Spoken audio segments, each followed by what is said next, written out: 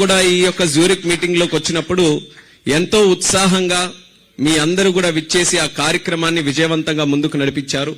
అదే తరహాలో ఈసారి కూడా కేవలం జ్యూరిక్ లో జరుగుతుందనంటే స్విట్జర్లాండ్ లో ఉన్నటువంటి తెలుగు కమ్యూనిటీయే కాకుండా యూరోప్ లో ఉన్నటువంటి తెలుగు కమ్యూనిటీ, జర్మనీ నుంచి, ఐర్లాండ్ నుంచి, లండన్ నుంచి, చుట్టుపక్కల ఉన్నటువంటి దేశాల నుంచి, అంటే మీకు సరిహద్దులు ఏమీ లేవు.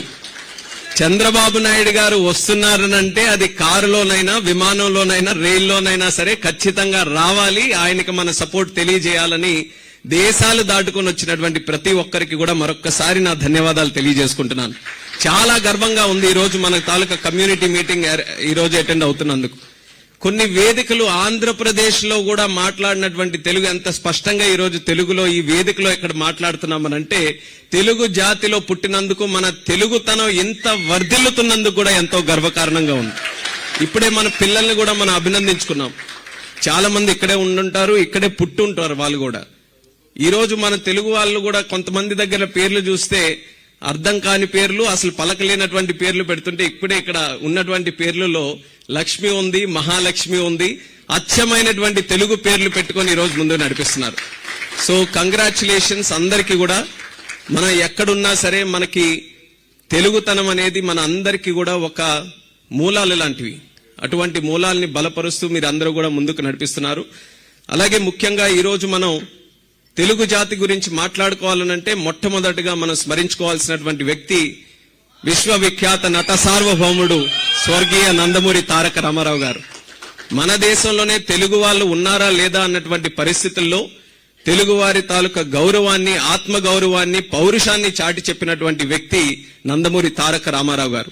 ఆయన మొట్టమొదటగా మన తెలుగు జాతికి బలమైనటువంటి పునాదులు వేస్తే ఆ పునాదుల మీద అద్భుతమైనటువంటి భవనాలు కట్టినటువంటి వ్యక్తి మన నాయకులు నారా చంద్రబాబు నాయుడు గారు. ఈరోజు ఎంతో మంది విదేశాలలో ఉన్నటువంటి తెలుగు వాళ్ళు మీరందరూ కూడా చూసుకుంటే ప్రత్యక్షంగా గాని, పరోక్షంగా గాని, డైరెక్ట్ గా గాని, ఇండైరెక్ట్ గా గాని ఈ రోజు ఉన్నటువంటి ప్రతి ఒక్కరూ మీరందరూ కూడా ఈ స్టేజ్ లో, ఈ యొక్క స్థాయిలో మీరందరూ కూడా ఉన్నారనంటే ఎక్కడో ఒక దగ్గర చంద్రబాబు నాయుడు గారి తాలూకా కాంట్రిబ్యూషన్ మీ అందరి తాలూకా జీవితాల్లో ఉందని నేను ఖచ్చితంగా చెప్పగలను.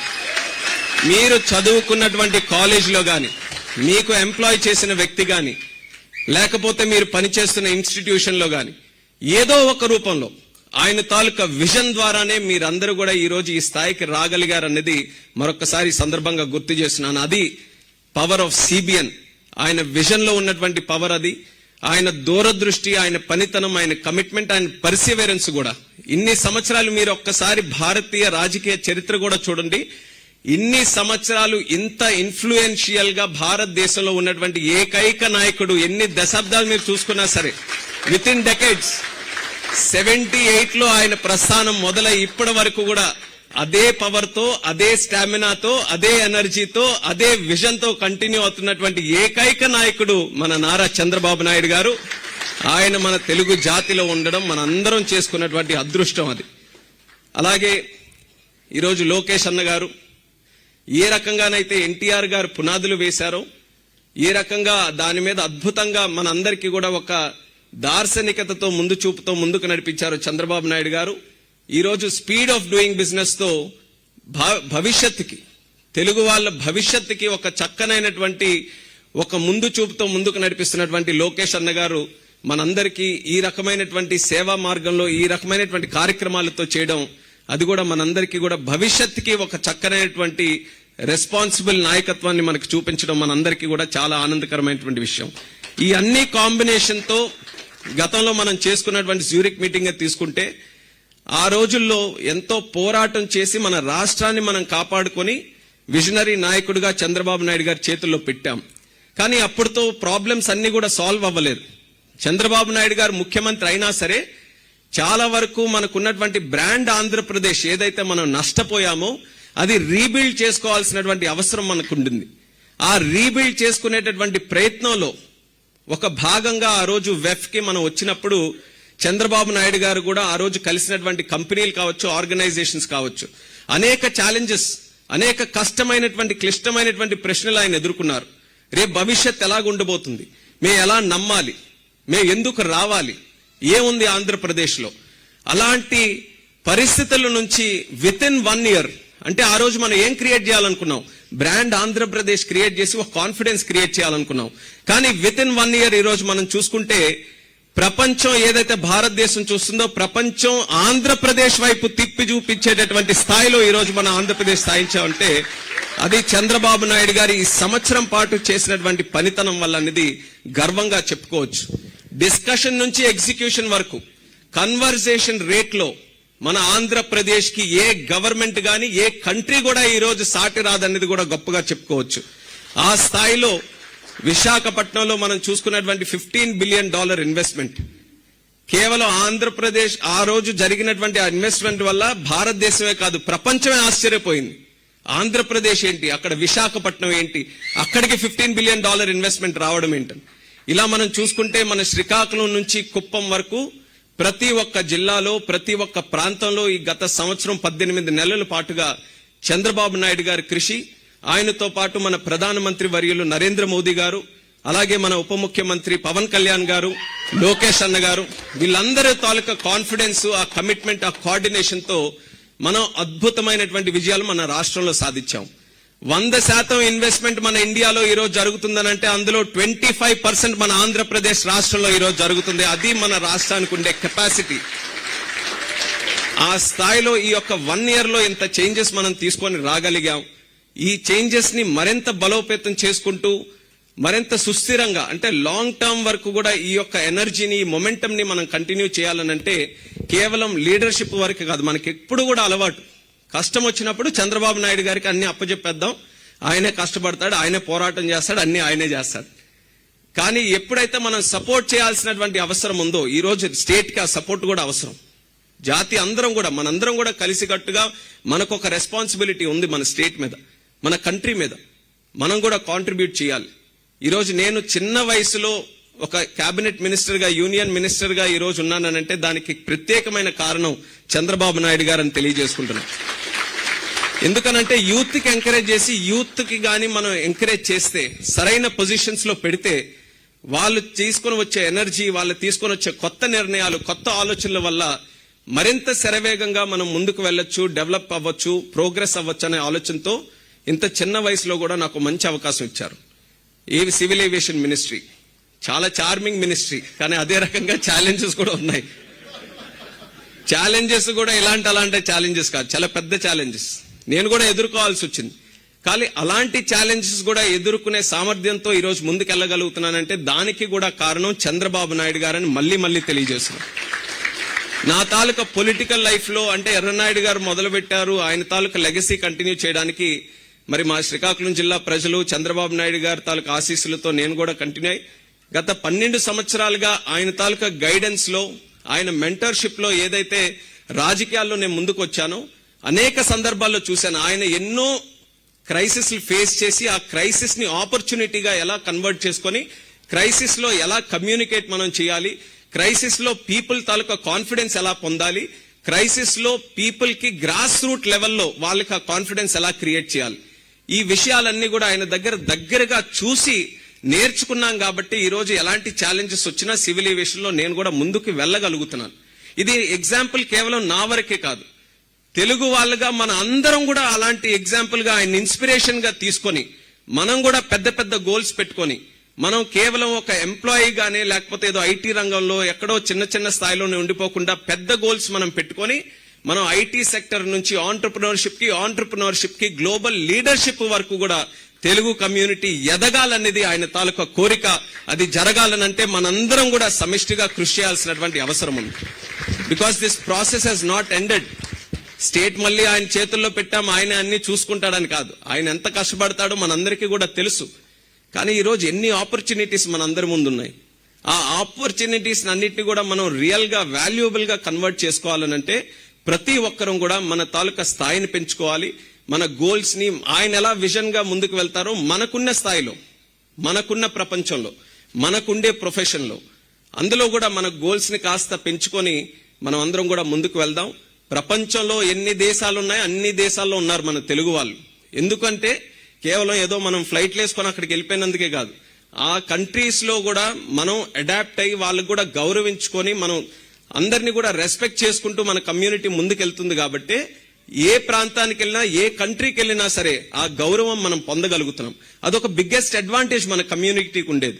ఆ అడ్వాంటేజ్ ని సద్వినియోగం చేసుకొని ఖచ్చితంగా రానున్న కాలంలో ఏ సక్సెస్ అయితే ఒక గవర్నమెంట్ గా ఒక చీఫ్ మినిస్టర్ గా చంద్రబాబు నాయుడు గారు అచీవ్ చేసుకున్నారో అది పర్కులేట్ అయి ప్రతి ఒక్క తెలుగువాడు కూడా అదే యాటిట్యూడ్ తో ముందుకు రావాలి. దానికి ప్రతి ఒక్కరు కూడా సహకరించాలి.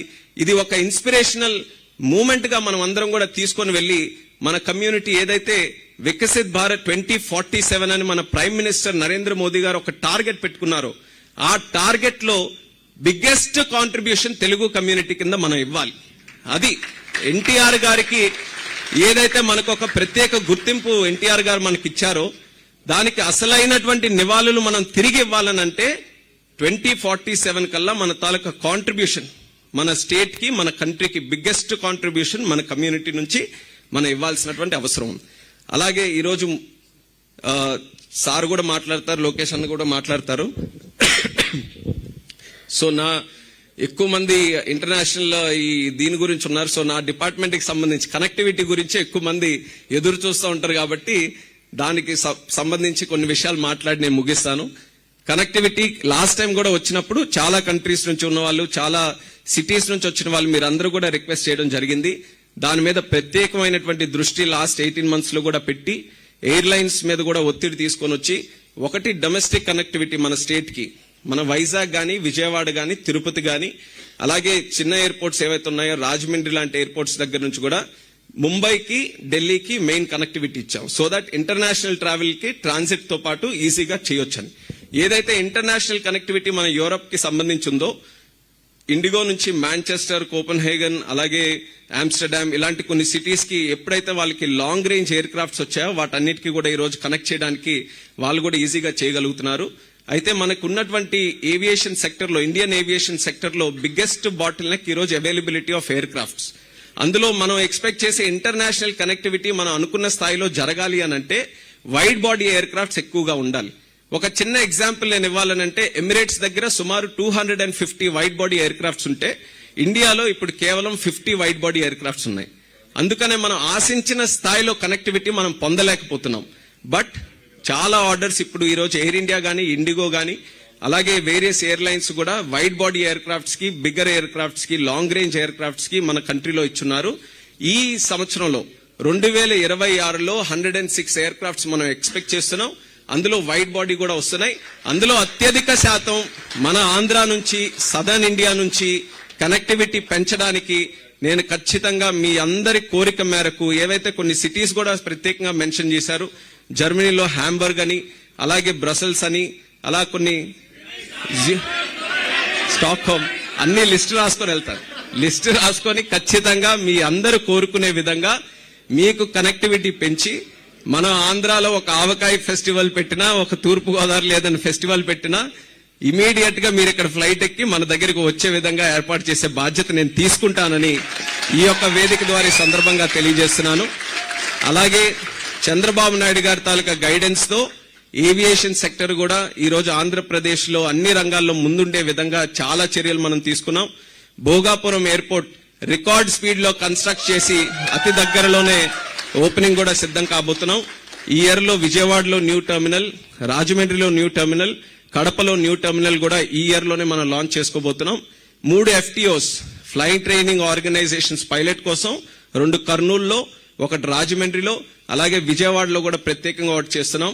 Drone city first of it's kind ఇండియాలో మన ఆంధ్రప్రదేశ్ లో మన కర్నూలు ఓర్వకల్లో కూడా చంద్రబాబు నాయుడు గారి తాలూకు గైడెన్స్ తో స్టార్ట్ చేస్తున్నాం. అలాగే విశాఖపట్నం భోగాపురం ఎయిర్పోర్ట్ లో aero city, MRO and additional activities కోసం, అలాగే లోకేష్ అన్న గారి తాలూకా ఐడియాతో ఒక ఎడ్యూసిటీ ఏవియేషన్ కి సంబంధించి స్కిల్లింగ్, ట్రైనింగ్, యూనివర్సిటీస్ కూడా ఇంటర్నేషనల్ స్టాండర్డ్స్ తో తీసుకొని రావాలని భోగాపురంలో ఎడ్యూసిటీ కూడా ఈ రోజు ప్లాన్ చేశాం. ఇలా అన్ని రంగాల్లో కూడా ఏవియేషన్ కి, ఎందుకనంటే చంద్రబాబు నాయుడు గారు మీరు తెలిసిందే, ఏ అవకాశం దొరికినా సరే ఆ అవకాశం 100% కాదు 200% ఎలా యూటిలైజ్ చేయాలో అనేది ఆయన దగ్గర మనం నేర్చుకోవాలి.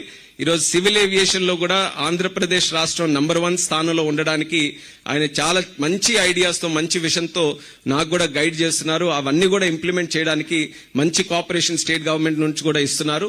సో ఏవియేషన్ ఆంధ్రాలోను అలాగే ఒక సెంట్రల్ ఓవరాల్ కంట్రీ లెవెల్లో కూడా మోదీ గారి తాలూకా సహకారంతో ఆయన విజన్ తో చాలా ఎక్సలెంట్ గా మనం డెవలప్ చేసుకోబోతున్నాం. ఆ రంగంలో కూడా నేను స్పెసిఫిక్ గా ఏవియేషన్ ఎందుకు చెప్తున్నానంటే యూరోప్ లో కూడా aviation one of the most employing sector. ముఖ్యంగా జర్మనీ గానీ లేకపోతే యూకే గానీ స్పెయిన్ గానీ ఎయిర్ బస్ తాలూకా ప్రెసెన్స్ ఉండడంతో చాలా వరకు ఇక్కడ కూడా మ్యానుఫ్యాక్చరింగ్ సెక్టర్ లో ఎయిర్పోర్ట్ ఆపరేషన్స్ లో అన్నిట్లో కూడా చాలా హై ఎంప్లాయబిలిటీ ఉంది. ఇప్పుడు అదే రకంగా ఇండియాలో కూడా మంచి డిమాండ్ ఈ రోజు అరైజ్ అవుతుంది కాబట్టి ఇక్కడ ఉన్నటువంటి టాలెంట్ పూల్, ఇక్కడ ఉన్నటువంటి ఆ స్టాండర్డ్స్, ఇక్కడ ఉన్నటువంటి ఆ నోహౌ, ఆ ఎక్స్పర్టీస్ ఇవన్నీ కూడా ఆంధ్రాలో మన ఇండియాలో ఈరోజు చాలా అవసరం ఉంటుంది. ఏవియేషన్ కి సంబంధించినటువంటి ఏమైనా ఇండస్ట్రీస్ ఉన్నా, కాన్సెప్ట్స్ ఉన్నా, కొత్త స్టార్టప్స్ ఉన్నా, కొత్త టెక్నాలజీస్ ఉన్నా ఖచ్చితంగా ఇండియాలో ముఖ్యంగా ఆంధ్రాలో కూడా ఫెసిలిటేట్ చేయడానికి దానికి కూడా నా తరపున సపోర్ట్ చేస్తానని ఇక్కడ ఉన్నటువంటి ఎన్ఆర్టీ కమ్యూనిటీకి అందరికీ కూడా ప్రత్యేకంగా ఈ సందర్భంగా తెలియజేస్తున్నాను. అలాగే మరొకసారి మీ అందరికీ కూడా నా బెస్ట్ విషెస్. మీరందరూ కూడా ఈ స్థాయిలో ఇక్కడ ఉన్నారనంటే ఒకటి మీ అందరికీ బాధ ఉంటుంది, ఇంటి నుంచి దూరంగా ఉన్నాం, తల్లిదండ్రుల నుంచి దూరంగా ఉన్నాం, పుట్టిన ఊరు నుంచి దూరంగా ఉన్నామని. అయినా కష్టాన్ని నమ్ముకొని దేశంగాని దేశంలో మీరందరూ కూడా ఇలా మన తెలుగుతనం ఎక్కడా కూడా విడిపోకుండా దాన్ని కాపాడుకుంటూ ఇంత చక్కగా ఈ యొక్క స్థాయిలో మీరందరూ కూడా పర్ఫామ్ చేయగలుగుతున్నారనంటే మీ అందరూ కూడా ఆంధ్రాకి ఈరోజు brand ambassadors and you are all pride for ours. మీరందరూ సాధించినటువంటి సక్సెస్ మాకు గర్వకారణం. మేము ఈరోజు ధైర్యంగా ఎక్కడికి వెళ్ళినా సరే మన తెలుగు కమ్యూనిటీ అని మేము చెప్పుకోగలుగుతున్నామనంటే అది మీ అందరి వల్ల. అది కాపాడుకోండి, దాన్ని బలపరచండి, మరింత పటిష్టంగా ముందుకు తీసుకెళ్లండి అని మీ అందరికీ తెలియజేస్తూ ఇక్కడ అవకాశం ఇచ్చినటువంటి పెద్దలకు అందరికీ కూడా నా ధన్యవాదాలు తెలియజేస్తూ సెలవు తీసుకుంటున్నాను. జై హింద్, జై ఆంధ్రప్రదేశ్, జై భారత్.